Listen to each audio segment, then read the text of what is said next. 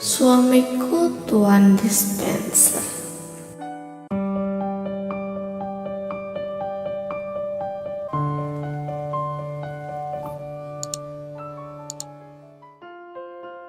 Hai teman-teman, balik lagi bareng Dwi Suryani di channel kesayangan kalian, Mocin Stories. Gimana kabarnya? Udah kangen sama Pak RT yang meresahkan satu ini? Kali ini aku bakal lanjutin cerita tentang Pak RT sama si Keira. Mau tahu gimana pertama-tamanya dia si Aruf sama si Keira kenalan?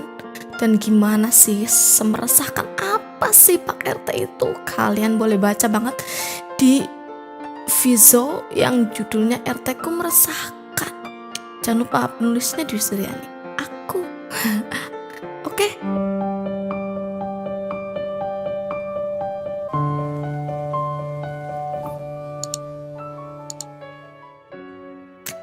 Ditatap dengan cara seperti itu, tentu saja Keira menjadi salah tingkah. Dia sendiri belum mengetahui kemana akan dibawa hubungan cintanya itu. Hatinya memang mencintai Aruf, tetapi lelaki yang menjabat sebagai ketua RT di lingkungannya itu sama sekali belum menyatakan perasaan. Ngeselin banget gak sih tuh RT? Bu, bukan gitu bu, Keira gak gitu, tapi belum selempat menyelesaikan ucapannya itu, ponsel yang ada di saku kemeja Keira berbunyi sangat nyaring. Ketika melihat yang menelpon, Keira pun memutuskan untuk mengangkatnya. Takutnya ada hal penting. Ada apa? Sebelum melanjutkan obrolan, Keira memberikan isyarat kepada Aruf dan kedua orang tuanya. Kemudian bangkit dari duduk dan berjalan menuju jendela kamar yang menghadap langsung ke halaman depan rumah sakit. Ya, ada apa Put? Sorry tadi gue gak fokus, ujar Keira kembali memulai obrolan. Sebenarnya tadi teman kampusnya itu sudah menjelaskan, tapi tadi dia sedang tidak fokus, jadi lupa dan gak dengar apa yang diomongin. Kay, lo kok gak masuk-masuk sih? Masuk? Masuk kemana? Keira bertanya balik. Pasalnya dia tidak paham ke arah mana pembicaraan temannya itu. Masuk ke lubang upil. Ya ke perusahaan tempat kita magang lah. Masa kemana, mau ke lubang curut lu? Keira termenung. Dia kembali mengingat peristiwa yang menegangkan, juga menyakitkan 2 hari yang lalu, saat dia berangkat ke kantor tempatnya magang. Hey, lo masih di sana kan? Lo gak bener masuk ke lubang curut kan? Pertanyaan temannya di seberang sana juga nyaring, cempreng, menyadarkan Keira dari lamunan. Iya, gue masih di sini kok Put. Oh, syukur deh kalau gitu. Kupikir lo ngilang lagi. Lo pikir gue pelihara Doraemon terus bisa pergi kapan aja, kemana aja pakai pintu ajaib? Lawak. Lah terus, lu kenapa diem-diem baik? Gue panggil-panggil juga kayak kesambet aja lo. Itu Put, gue gak masuk tuh. 2 hari lalu tuh gue dipecat sama bos. Jelas Keira dengan pandangan menerawang jauh ke depan. Dia memikirkan nasibnya yang menyedihkan itu. Dipecat? Kenapa? Kok lo bisa dipecat? Lo ngelakuin kesalahan apa? Keira sontak saja menjauhkan ponsel dari telinganya. Suara di seberang sana nyaring sekali, seperti di loudspeaker. Padahal enggak. Temannya yang satu itu juga memiliki pribadi yang barbar, sama kayak dia, sama kayak si Kira Basmala itu. Kelebihan lainnya juga, dia itu memiliki volume di atas rata-rata, sama kayak gue. Yang tentu saja sekali ngomong aja tuh bikin Keira kupingnya mau pecah. Juga berdenging kalau bareng si Putri itu. Gue harus jawab pertanyaan lo yang mana dulu Put. Dan tolong ya, bisa gak sih lo tuh turunin gitu lo suara lo itu, sakit kuping gue. Iya maaf, kebiasaan dari orang soalnya. Keira hanya menjawab pertanyaan Putri dengan gumaman. Woi jawab, gak ham doang. Gue pikir lo lupa jadi gak usah gue jawab aja kan. Sorry ya, gue gak pikun. Ingatan gue masih tajam. Masih 11 tahun gue. 11 tahun? Sisanya maksud lo? Ya jangan. Udah cepet buru jelasin lo. Kenapa lo bisa dipecat sama bos? Nanti keburu habis waktu istirahat gue. Padahal baru beberapa detik yang lalu Keira mengingatkan untuk memelankan dan mengecilkan volume suara. Nyatanya gadis pemilik rambut keriting itu malah tidak bisa menghilangkan kebiasaannya itu. Lo tahu kan Put, kalau gue jarang masuk karena ibu gue masuk rumah sakit. Perjalanan ke Bandung, Jakarta cukup nguras waktu banyak, apalagi kalau naik kendaraan umum. Selain nguras waktu sama tenaga juga, jadi gak sedikit gue sering kecapean dan masuk angin kalau pulang dari sini. Dan itu maksa gue buat gak masuk kerja. Dan ya, minggu lalu ibu gue kritis dan gue harus terus berada di dekatnya. Lo tahu kan, dia tuh ibu gue satu-satunya yang rawat gue dari kecil. Terus 2 hari lalu ibu sadar dari masa kritisnya. Gue merasa lebih tenang, jadi gue pulanglah ke Bandung. Niatnya buat kembali magang kan tuh. Jenguk ibu kan bisa seminggu lagi, atau seminggu 2 kali, atau seminggu sekali gitulah. Tapi nyatanya gue malah dipecat. Jelas Keira panjang lebar. Dia menjelaskan dengan suara yang pelan tapi penuh emosi. Takut sih sang ibu yang tengah berbicara ngobrol sama Aruf dan ayahnya mendengar. Ya, Keira emang belum memberitahukan soal pemecatannya itu pada sang ibu. Takut ya kalau ibunya tuh merasa bersalah, kembali kepikiran yang macem-macem gitu. Terus jadi fisiknya itu drop lagi. Tapi lo udah berusaha ngejelasin semuanya sama Pak Bos? Ya udahlah Put, tapi mungkin karena absennya gue udah banyak kali ya, dan itu bikin bos muak dan pecat gue akhirnya. Mana waktu itu saking sibuknya ngurus ini itu, gue lupa buat kasih kabar sama bos, lupa juga ngasih kabar ke kalian. Ya udahlah. Ya ampun Kay, maaf ya, gue baru tahu soalnya. Jawab Putri seolah dia menyesal, padahal itu bukan salahnya. Iya Put, gak apa-apa, santai aja. Salah gue juga kok gak bisa bagi waktu. Bukan salah lu kok Kay. Sebagai anak ya lu pasti khawatir lah sama keadaan orang tua lu yang kayak gitu. Itu mah bosnya aja yang gak peka. Lelaki kemana?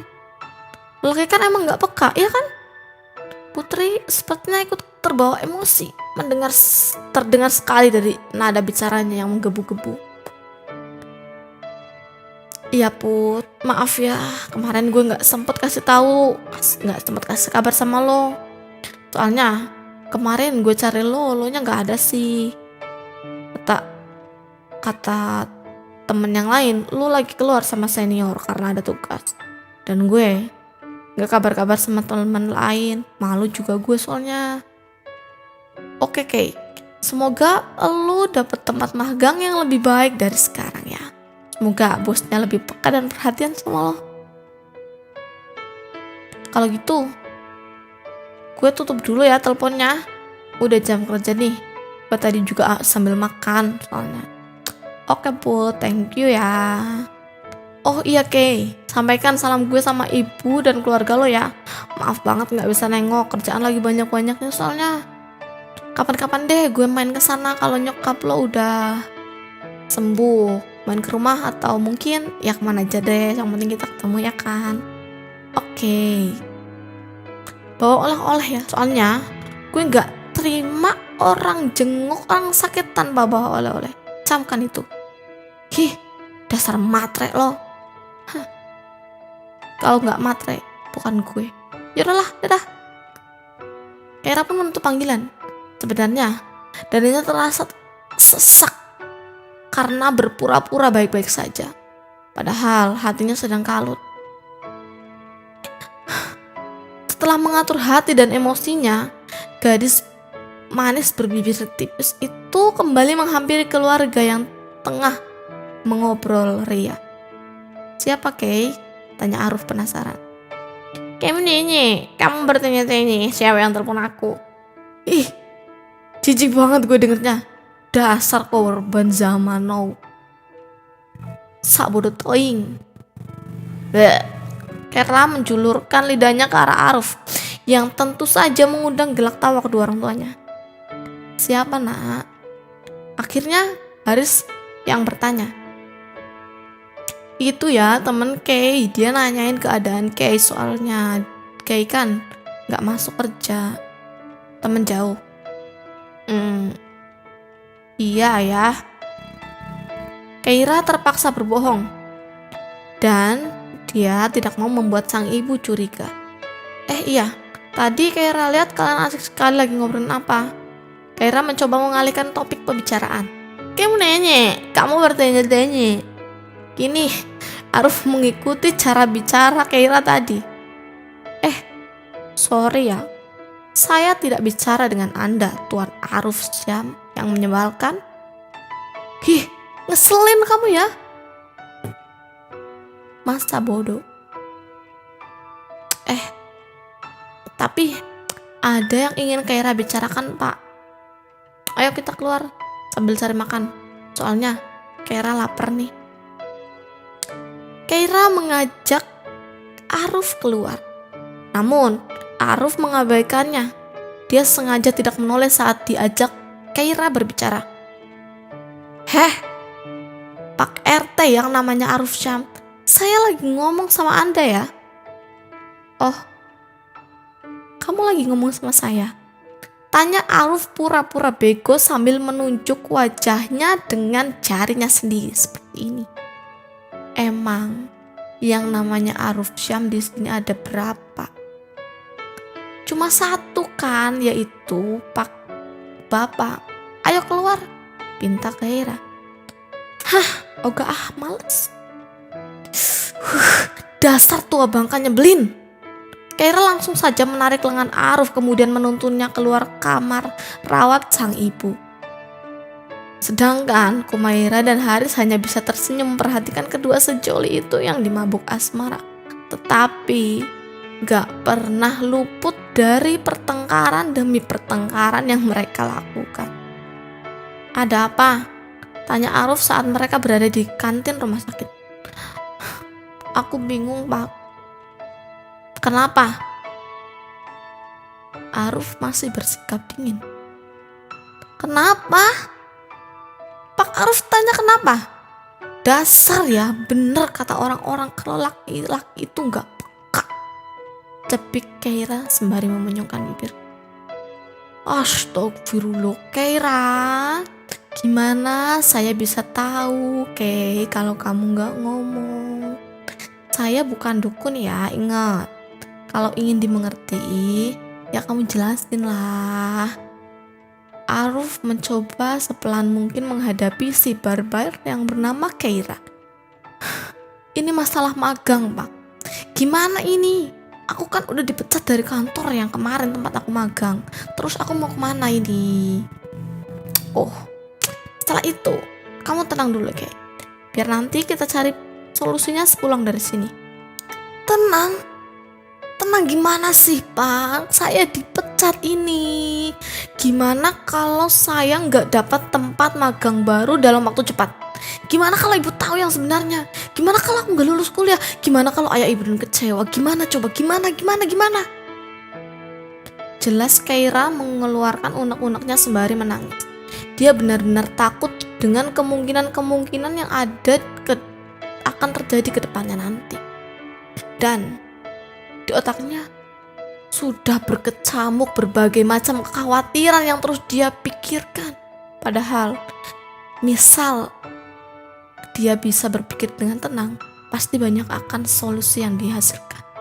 Aruf yang melihatnya itu langsung merengkuh Keira dan membawanya ke dalam dekapan. Keira, kamu berpikir terlalu jauh. Itu bukannya baik, tapi malah buat kamu sakit karena terlalu memikirkan hal itu. Sekarang kamu tenang. Sepulang dari sini kita cari solusi agar kamu bisa tetap terima magang di tempat lain. Aruf memberikan solusi kepada Keira sambil terus mengelus kepala Keira dengan lembut.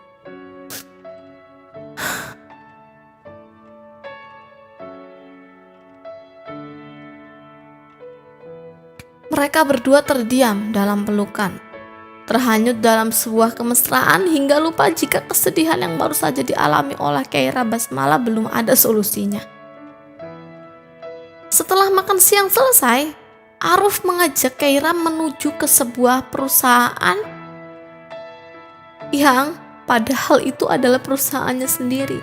Mereka berdua melaju menumpangi taksi online yang dipesan oleh Aruf. Padahal Aruf itu bisa saja tinggal menelepon anak buahnya yang ada di perusahaan tersebut dan menyuruh mereka untuk menjemputnya di kantin rumah sakit. Namun, karena Aruf masih dalam penyamaran, dia memilih untuk memesan sebuah taksi online. Sesampainya di Yonas Corporation, Keira sedikit heran, sekaligus terkejut dengan Aruf yang tetap diam dan berwibawa. Mereka berdua pun turun, dan Aruf mulai melangkahkan kakinya menuju ke lobi perusahaan itu. Tetapi Keira tetap mematung dan belum bergerak sedikit pun. "Kamu kenapa?" tanya Aruf yang sudah beberapa langkah di depan Keira. "Kita ngapain kesini?" tanya Keira balik. Dia terlihat kebingungan sekali. "Katanya mau cari tempat magang. Ini saya carikan. Kenapa kamu malah kebingungan? Dasar aneh." "Tapi Pak..." Belum juga sempat Keira berbicara, Aruf sudah memotong pembicaraan gadis itu. Tapi apa? Tapi kamu gak mau magang di sini? Kamu gak mau aku carikan tempat magang yang bagus gitu?" "Bukan Pak, tapi kenapa kesini? Ini kan tempat ayahku bekerja. Kita ngapain kesini?" Keira semakin heran saja. "Udahlah, lo gak usah banyak cincong ya. Gue tuh mau bantuin lo, gak usah ribet deh lo." Aruf tiba-tiba berkata dengan logat yang biasa diucapkan oleh Keira bila bersama teman-temannya. Keira hanya bisa melongo sambil melangkahkan kakinya karena lengannya ditarik oleh Aruf. Dia terkejut. Bisa-bisanya Aruf malah berbicara dengan gaya bahasanya. Mereka berdua pun masuk ke lobi perusahaan.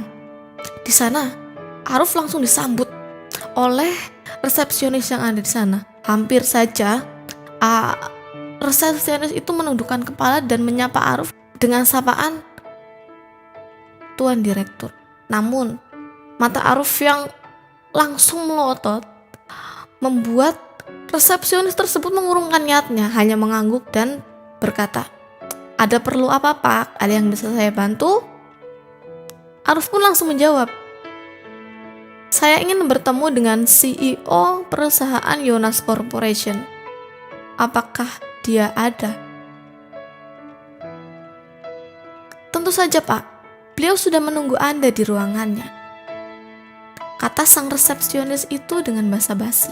Padahal bahkan sang CEO yang bernama Arman pun tidak tahu jika owner dari Yonas Corporation berada di perusahaannya.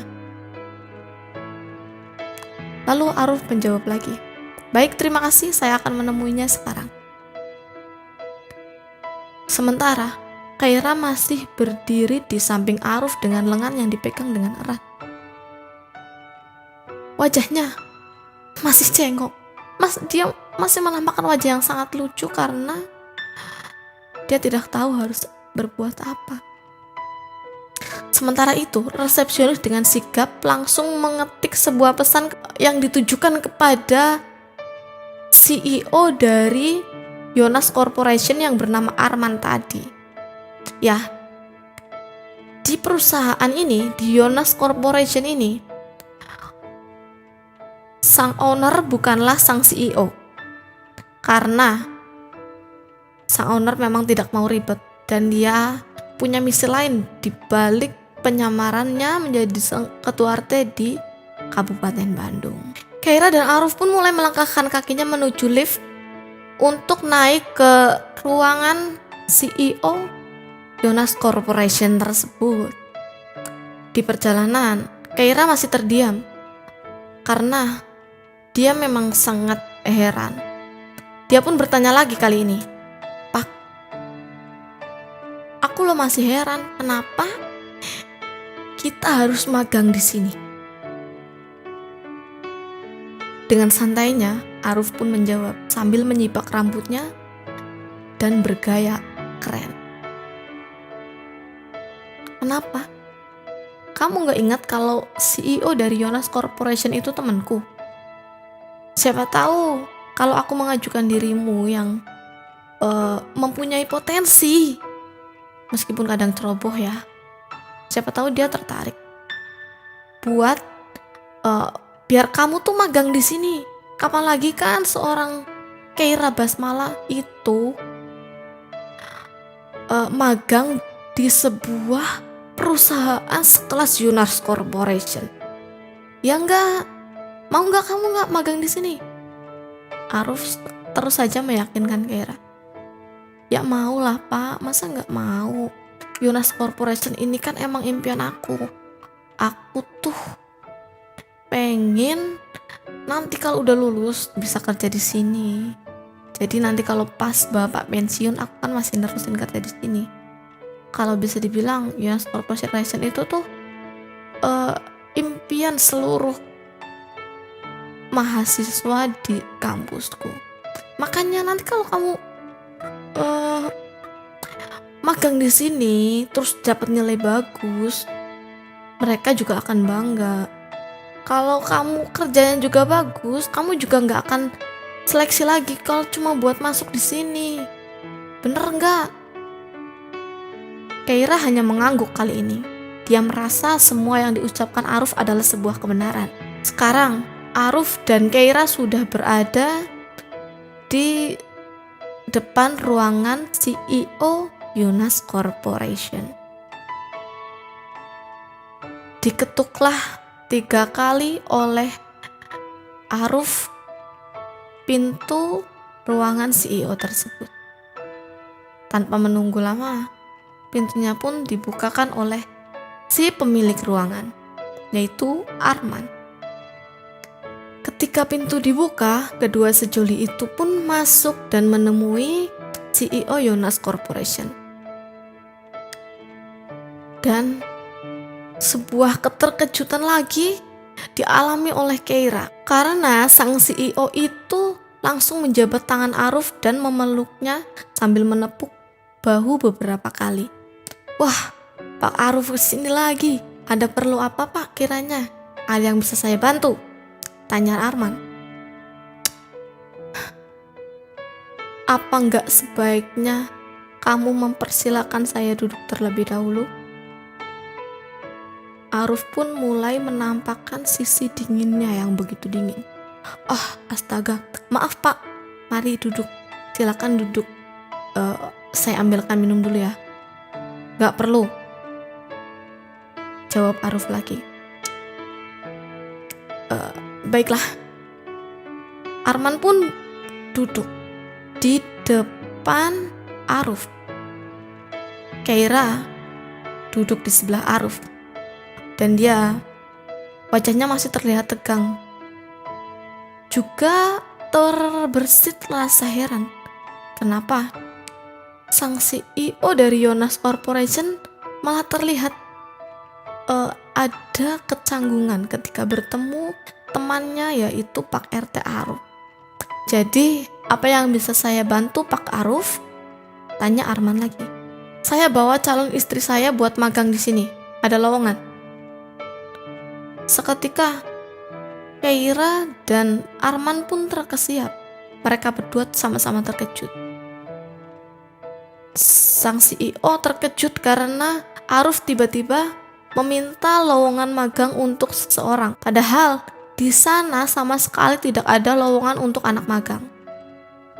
Sementara Keira sangat terkejut karena Aruf baru saja menganggapnya sebagai calon istri.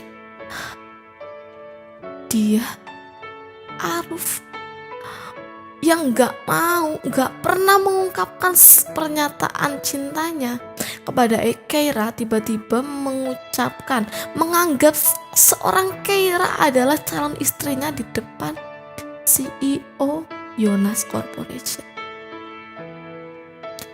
Kembali ke wajah Arman, sang CEO dari Yonas Corporation tadi. Dia terdiam, sedang berpikir apa yang harus dilakukan. Sementara ada sebuah kode dari mata Aruf yang mengisyaratkan agar dia menyanggupi dan berkata kalau ada lowongan untuk anak magang. Sontak saja, dengan sigap dan cepat Arman langsung berbicara. Tentu saja ada, Pak. Kebetulan saya masih membutuhkan satu asisten pribadi untuk saya. Atau sekretaris, karena satu sekretaris saja tidak cukup untuk pekerjaan CEO yang begitu banyak. Bagaimana? Apakah Nona ini bersedia? Aruf pun menyenggol siku Keira karena Keira masih saja berdiam dan melamunkan suatu hal yang baru saja membuatnya berbunga-bunga. Calon istri Aruf Syam. Siapa yang gak seneng digituin? Keira, sadar. Kamu itu kebiasaan banget sih ngelamun kayak gitu. Iya Pak, maaf. Tadi Pak Arman bilang apa? Sebelum Arman menjawab, Aruf menjawab terlebih dahulu. Kamu mau gak jadi sekretarisnya Arman? Sekretaris CEO? Ya mau lah, masa enggak? Ya udah, bisa magang mulai kapan? Tanya Aruf ketus. Arman terdiam beberapa detik. Kalau sudah membawa peralatan bekerja seperti laptop dan lain-lain, Nona bisa bekerja sekarang juga. Bagaimana? Apakah Nona bersedia? Keira pun membulatkan mata karena terkejut. Sekarang banget. Kali ini Aruf menimpali lagi. Kalau kamu enggak siap sekarang, besok ya enggak apa-apa. Ya kan Arman? Ya, besok juga boleh. Ya udah. Tapi kamu besok kesininya sendirian, enggak apa-apa ya? Tanya Aruf. Aku sendirian, enggak apa-apa ini. Enggak apa-apa. Dengan sigap, Arman mengeluarkan sebuah pin sebagai tanda bahwa Keira adalah salah satu dari karyawan di perusahaan Yonas Corporation milik Aruf Syam tersebut. Ini Nona, silakan kamu pakai ini agar kamu diketahui jika kamu adalah salah satu karyawan di sini. Untuk name tag dan lain-lainnya nanti saya laporkan dulu ke bagian yang mengurus itu untuk dibuatkan name tag 2 atau 3 hari nanti akan jadi. Dan apabila sudah tidak ada kepentingan, Pak Aruf dan Nona siapa namanya? Nama saya Keira Basmala, ucap Keira. Nah ya, Pak Aruf dan Nona Keira bisa meninggalkan ruangan ini karena saya harus kembali bekerja. Setelah mendengar Arman berbicara seperti itu, Aruf langsung bangkit dari duduknya. Dia mengulurkan tangan dan ingin menjabat tangan Arman. Terima kasih Arman, sudah memberikan calon istri saya tempat magang di sini. Saya tidak akan melupakan jasa Anda karena telah membantu kami. Dengan sedikit gugup, Arman pun menjawab, tentu saja, dengan senang hati saya akan membantu Anda dan calon istri Anda. Mari saya antar keluar. Mereka bertiga pun akhirnya keluar dari ruangan CEO. Dan Aruf beserta Keira melanjutkan perjalanan untuk pergi kembali lagi ke rumah sakit. Di perjalanan, Keira masih terus bertanya-tanya, kenapa Aruf bisa-bisanya memanggil dia sebagai calon istrinya. Namun, kalimat itu belum bisa diucapkan oleh Keira. Keira sungguh sangat takut jika dia dikira kegeeran oleh Aruf. Karena si lelaki dispenser ini kadang-kadang menyebalkan. Kadang-kadang bersikap sangat dingin, kadang-kadang bersikap hangat dan menenangkan seorang Keira. Kenapa diam? Kamu kesenangan ya? Aku bilang kalau kamu calon istriku. Enggak tuh, biasa aja. Elak Keira. Oh, jadi gak mau nih jadi calon istri aku? Kan baru calon. Kalau cuma jadi calon, aku mah gak mau. Terus maunya jadi apa? Kata Aruf lagi. Ya jadi istrimu lah, masa cuma jadi calon terus? Protes Keira. Baiklah, calon istriku yang manis, kamu masuk mobil terlebih dahulu. Aku mau ada urusan, mau ke kamar mandi juga bentar, oke? Jangan pergi kemana-mana, langsung ke mobil. Iya, Pak Aruf Syam yang terhormat, kata Keira malah. Lantas, Aruf langsung pergi meninggalkan gadis itu sendirian berjalan menyusuri tempat parkir. Namun, tiba-tiba ada 2 orang lelaki yang membekap gadis bernama Keira Basmala tersebut dari belakang dan membius Keira dengan sapu tangan hingga gadis itu pingsan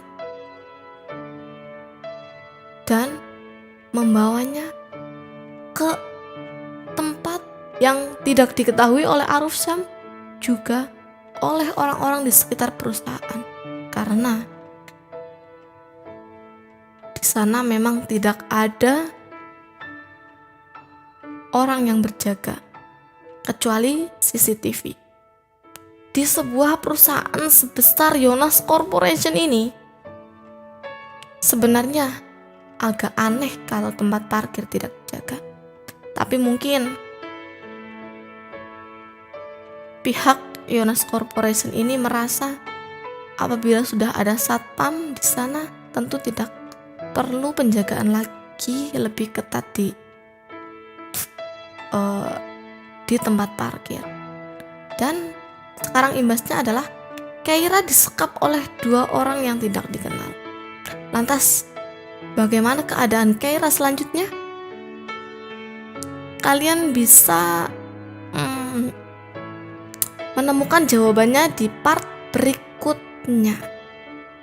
Jadi, biar nggak ketinggalan tentang kisah si tuan dispenser dan gadis barbar bernama Keira ini, kalian wajib banget subscribe dan nyalain tombol loncengnya, biar nanti kalau ada video baru tentang Keira sama si Aruf Syam ini, kalian langsung tahu dan bisa langsung nonton.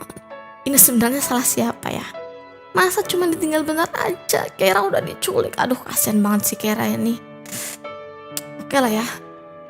Kalau gitu, biar kalian penasaran, tunggu aja di part berikutnya, masih di cerita yang sama, yaitu Suamiku Tuan Dispenser. Sampai jumpa di video selanjutnya. Dadah.